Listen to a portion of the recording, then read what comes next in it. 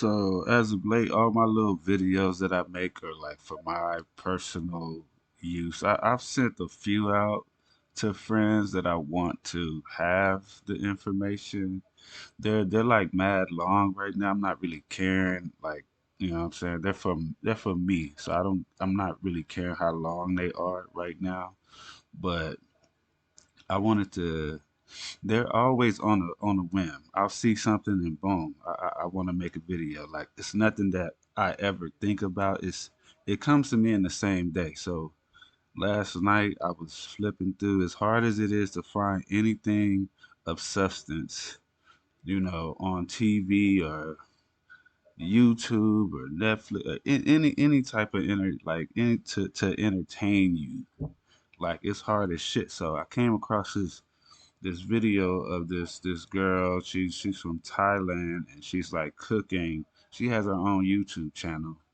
And then I got to like scrolling through other little similar videos and it hit me like, man, maybe my next venture is I've never been out of the States before, so it just might be time to do so. Like so today I want to touch on the whole passport procedure. Like I got a video. This lady pretty much breaks down the whole procedure step by step, and also I didn't realize it was as cheap to get to certain places. Like um, yeah, like just a flight is not even that much. Like 500 or less for to get to some of these countries. So I'll let her break down the video part. If you recently became a US citizen or are applying for a US passport for the first time, this video is for you. I became a US citizen in 2019 and got my passport in 10 days.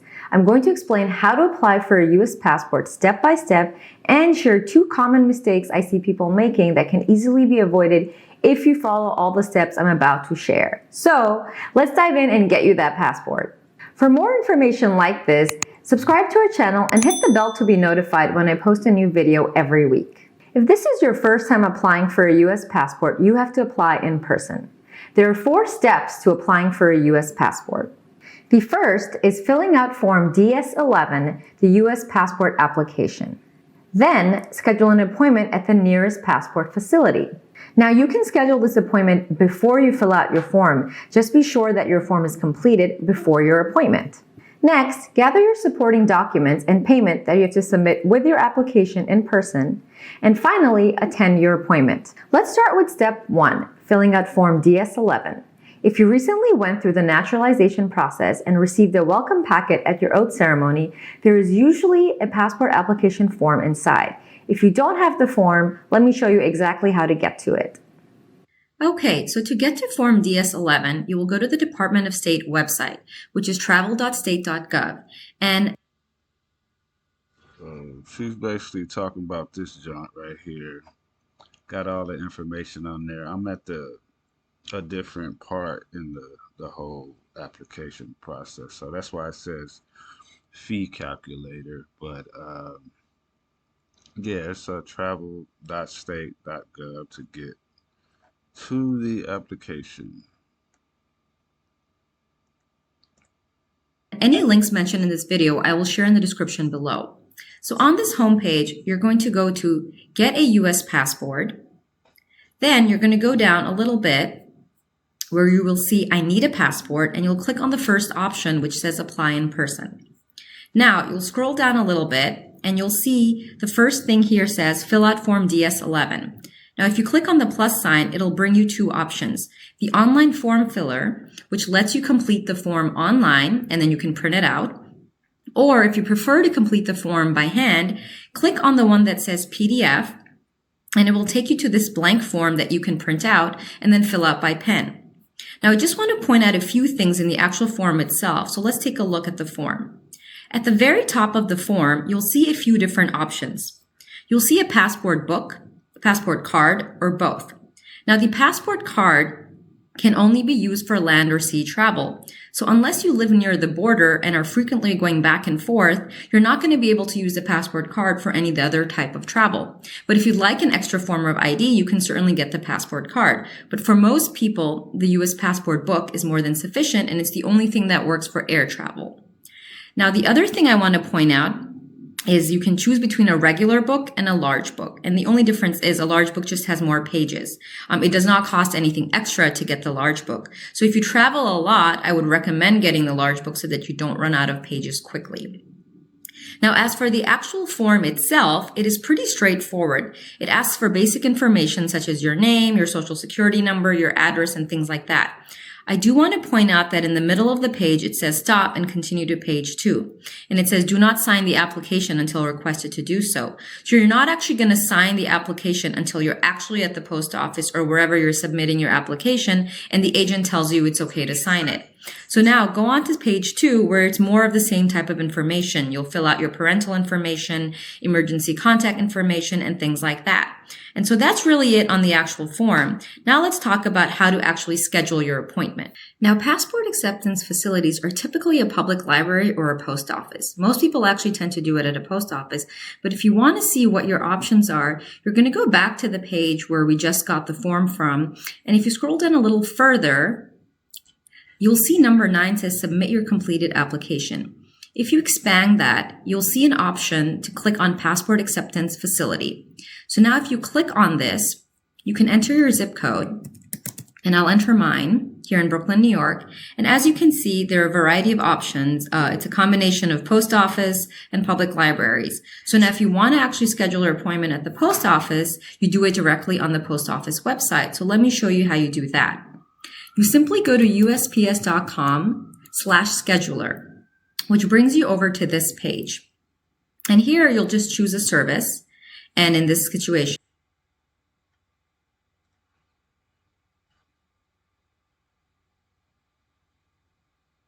that would be this page right here, USPS.com. is how you get to schedule an appointment. And select type. Yeah, she'll tell you stuff, but yeah, fucking post office is like not even 5 minutes away, so Mr. Procrastination. Fucker.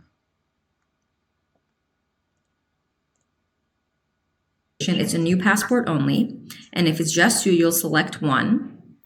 And then you can search by location.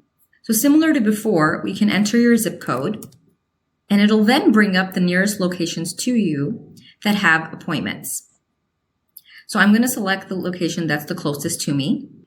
And then if I click on the calendar icon here, it will bring up a list of available appointments. So as you can see, I can schedule an appointment as soon as tomorrow. So let's say I click on tomorrow and select the date. It then brings up a variety of times. And as you can see, there are a ton of appointments available. Now, I'm not going to go ahead and actually book it, but you just provide your contact information, review your appointment, and then go ahead and confirm it. And then you'll get a confirmation email. And if for some reason you need to change your appointment, you can easily do that online as well. Okay, so now you've completed your application and scheduled your appointment. So here's what you need to take with you to your appointment. The first is proof of U.S. citizenship. This can be your naturalization certificate or a U.S. birth certificate if you were born here. Now this is where I see the first mistake people make. You need to take the original and a photocopy. I saw a lot of people coming into the post office without photocopies and they had to leave and come back, and that's just a waste of your time. So be sure to take a photocopy of this. Next, you need proof of identity. Now, the easiest thing to do is take your license or state ID, but remember, it must be an in-state ID. If it's not, then you need another form of identity as well. So if you have an out-of-state ID, you can take something like your valid foreign passport or your global entry ID. You can find a full list of acceptable IDs on the Department of State site, and I will link to that in the description below. Again, be sure to take a photocopy of the front and back of your license or state ID. The next thing you'll need is one colored passport photo. The easiest thing to do is go to a CVS, Walgreens, Walmart, Duane Reade, whatever the closest facility is near you that does passport photos. And remember, if you wear glasses, to take them off. No glasses in passport photos, and that's it on the photos. Now, whether you use a birth certificate or a naturalization certificate as citizenship evidence, the post office is going to keep it. Now, don't be alarmed. It will be mailed back to you, and don't be alarmed if your new passport comes to you without it. It usually comes in 2 separate mailings. Mine came a few days apart in 2 separate mailings, and I was really nervous about giving up my original, thinking it would get lost, but I got it back, no issues, and tons of people do it all the time without any issues. Now let's talk money and timelines. This is where I see the second mistake people make in the process. As of today, the Department of State website states that the standard processing time for a new passport is 6 to 8 weeks. If you choose to expedite it and pay extra, it is 2 to 3 weeks. Now, I paid to have mine expedited and got it in 10 days, which is even faster than the 2 to 3 weeks stated on the website. If you need it even faster than that because you have an emergency, there is a way to do that. Just let me know in the comments and I'll share that process with you. A passport book currently costs $110, and then the passport facility charges a $35 execution fee. If you choose not to expedite your passport, this is all you pay. I chose to have my passport expedited because I had travel coming up and I needed my passport sooner. Now I'm going to share with you what I paid in total, but I also want to show you where you can go on the Department of State website and use their fee calculator to make sure that the fees you're going to be paying are the most current and up to date. Okay, so we're going to go back to this page one more time where we got the form, and we're going to scroll down below to number 8 where it says calculate fees. You're going to expand that, and at the very bottom, you'll see a link for passport fees. We're going to click on that, and it'll bring us to this page where at the very top, you will see something that says fee calculator. We're now going to This is basically the point where I was at. I've already calculated everything that required, and comes out to $1.60 if you don't get it, $1.65 if you don't get it expedited earlier, or it's a little bit more than $165, but that's not too bad. Like she said, 6 to 8 weeks or something like that. But carry on. click on this and follow the prompts. So it asks me, where do I reside? United States. What is your date of birth? I'm going to pick an arbitrary date of birth. Have you ever had a US passport? No. And then we're going to click next. Now, I chose to just get a passport book, which you can see is $110. Then I chose to expedite it, which is an additional $60. And then for even speedier delivery, I checked 1 to 2 day delivery. And now you can see exactly what I paid, which was $222.13. Now again, if you chose not to expedite it, you would simply pay the $110 plus the $35 fee and none of these other costs. Now I want to talk a little bit about payment methods because it's important, so let's do that. Whether you choose to expedite it or not, your payment is broken into 2 parts, paid with different methods. For the $110 passport book, expedited fee, and speedy delivery, you pay by check or money order.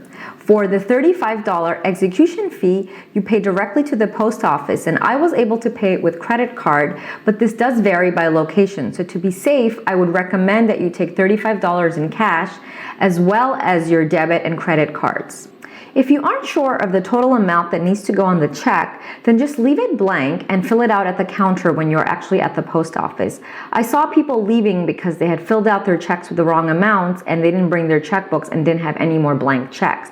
So I would just recommend taking your checkbook with you or not filling out the amount at all. So you just want to avoid having to come back a second time. If you have any other questions about the passport process, leave me a comment and I'll be sure to respond. And if you found this video helpful, hit the like button below, subscribe to our channel, and share it with your fellow citizens. Happy traveling!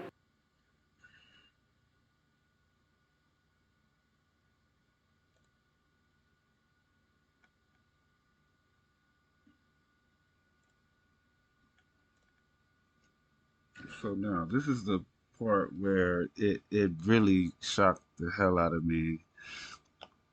I'm still in utter disbelief. I didn't know it was this cheap. Like certain videos that I came across were Brazil, Colombia. So that made me think like shit, let me type in to see how much it would cost to get to, let's say, a Colombia.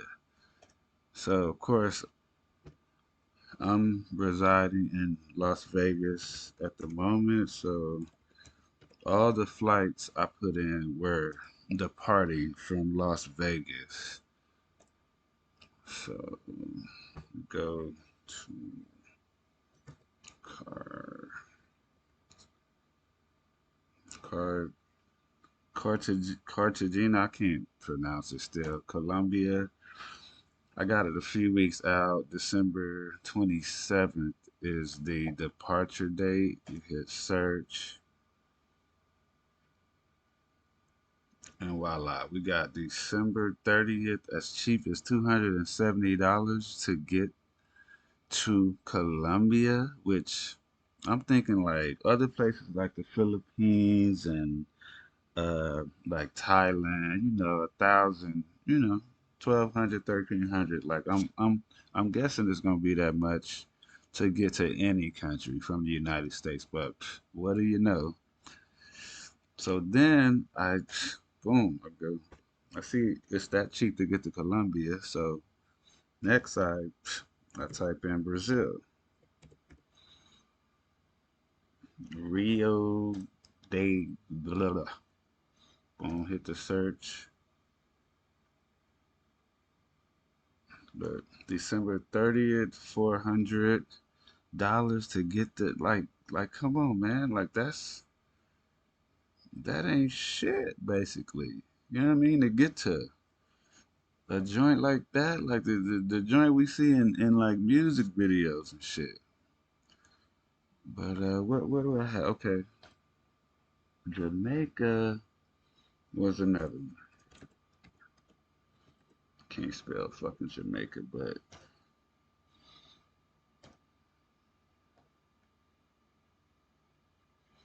275 December, and this is all one way too. I always get a one way. I don't know why. I do know why, because I never know how long I'm gonna stay at a place, so I always get a one way.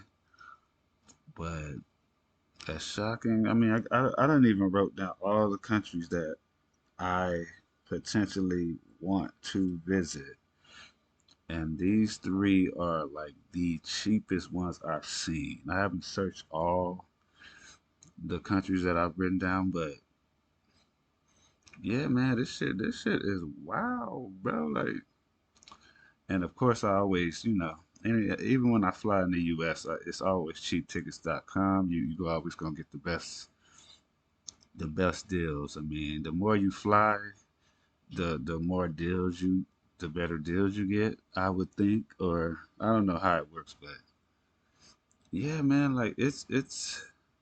I'm not 100% sure, but I will be really thinking this through like the next week or two, and yeah, this might be, you know, a light just went off because, like I said, America's finished. We yeah, I don't even want to comment on the direction the country is going into, but yes, man, this is just I got something new to get excited about, like, and that's that's that's just a good feeling, you know. But hopefully, I don't know, maybe this a light. If you've never been out of the states and been wanting to visit, hopefully this is like informational to you as well. But yeah, yeah, I'm on this shit. I'm on this passport shit, man. I gotta. Yeah, yeah, man. It's all about, you know discovering new things and getting that fulfillment out of life. We ain't getting no younger, so